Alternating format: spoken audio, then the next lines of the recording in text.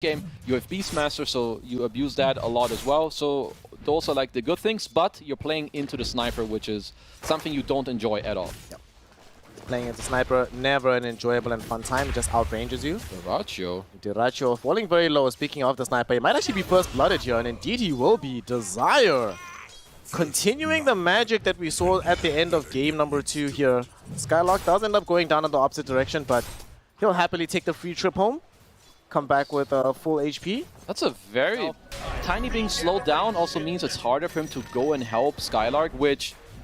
He's gonna need this help. He's lower net worth than the Undying. I don't see this Beastmaster speeding up this game in any shape or form in the next 1-2 minutes without help. Now bottom, speaking of help, Ace has gotten help from Quinn as he shows up to this bottom lane to ensure that Nande does get brought down. No salvation available from the Fire Snap Quickie. And Quinn really making his influence on this map known. Great time through the mid lane. Now making life easier for the Tidehunter. And Monaspa don't seem to have any answers right now. They're also about to lose Skylark in the top lane. Tombstone got dropped down. Diricho right-clicking him with the Shrapnel being online too. And Game and Gladiators, man. I think they took their last game personally, Kezu, because they are just putting the screws onto Monaspa right now. Oh, they did, and they should. They don't want to be dropping games here and, you know, lose games, especially where they're ahead in the early games. We have a lot of damage down bottom. Ace. Okay. It's gonna drop. Had to happen eventually. If it's your first death, 7.5 minutes in on Tidehunter, and you've been alone for so long, I think you're like, it's okay. He's just gonna try to wait patiently. Let's see if Quinn can sniff him out. Quinn is doing his best. He finds him. Sniff, sniff. Will he be able to get out of here is the question. Went in for the Astral Imprisonment. Is assistance going to be coming in from elsewhere? No TPs flying in. There's actually going to be a drop down of the Sanity's Eclipse, but there's also a drop in of the Ravage. Wish TP'd into the tree line so he doesn't get glimpsed all the way back middle, but it's not really going to help him out. Won't be able to get quick revenge down bottom, but while this is happening, Skylark comboing up with Desire. They're able to bring down Diricho, knowing that he's going to be not able to get help from the two heroes who are making a rotation bottom. Wish. Does Wish die here as well? They have Glimpse as well. Yeah, they do. He's dead. Yeah. Oh, they have Ice Shards and Glimpse. He can't really run. No, Spartan, don't do it. Don't do it, Spartan. Don't do it, Spartan. Don't do it.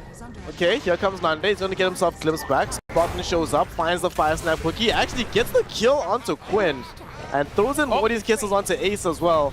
Will he be able to kill him? And indeed he does. Alright, never mind. Do it more, Spartan. Do it more. Right, easy for him. TP's in, gets a kill, gets level 6. What do you know, gets another kill. But this top depth is here, you know, to like give some follow-up damage, give another follow-up body, just to like give some vision and help your Beastmaster get back in this area. They will be able to actually get on top of Diricho. Diricho's in danger yet again. Echo Slam gets committed. I think they've got him. Soul Rip will be there to try and heal him up right now. Oh, they just run out of damage.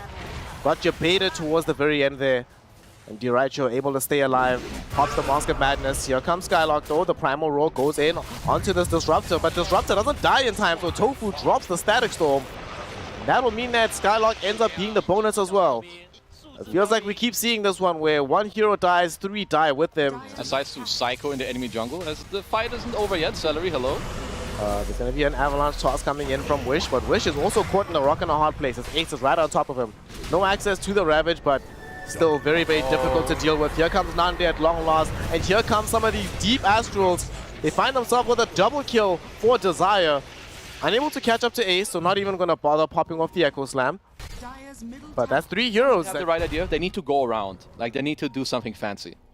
They are indeed going around. They've smoked up as 3, but Game and Gladiators seem to be prepared for this move, given that it's already just happened to them. But they might be able to get onto Diricho. He's out in the open. They get him with the Primal Roll, and there's the Morty's Kisses. But where's the follow-up damage? Finally it comes out. They do kill him, but at what cost? As Desire drops the Echo Slam. There's a BKB on Quinn, which allows him to bring down Nande.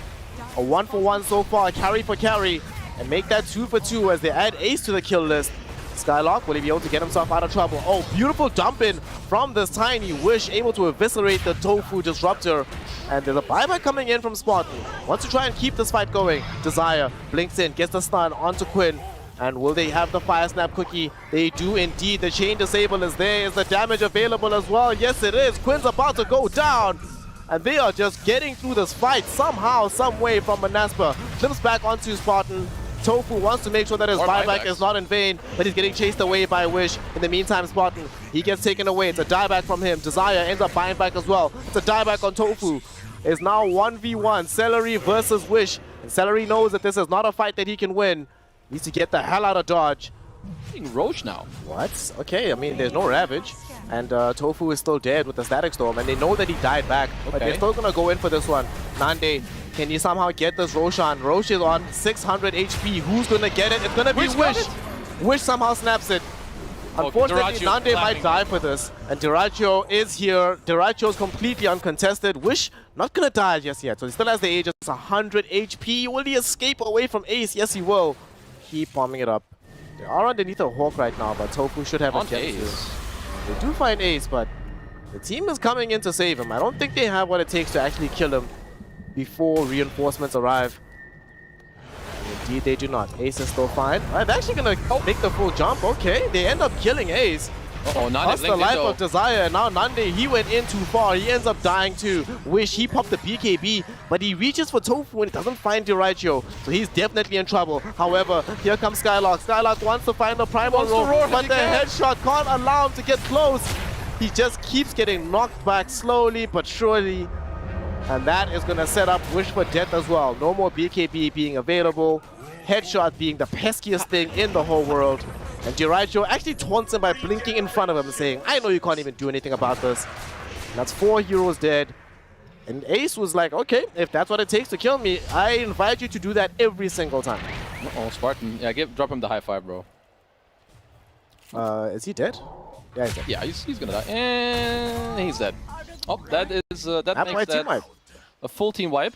Quinn getting some more stacks on his Desolator, but yeah, you could see the blink from the Ratio coming into play. Just you're down a lot of gold, so of course it's not easy. So you need to really play these team fights more cleanly if you want to win them.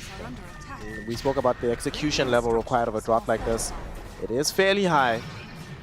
And so far, Monaspa, they've shown flashes of what's possible, but they haven't shown us the full brilliance, except for now when they make the full jump. Skylark gets the primal roar, they get the kill, but unfortunately Nande gets caught inside the Static Storm with no BKB to speak of. Couple buybacks. He ends up getting brought down. Buyback onto Diracho.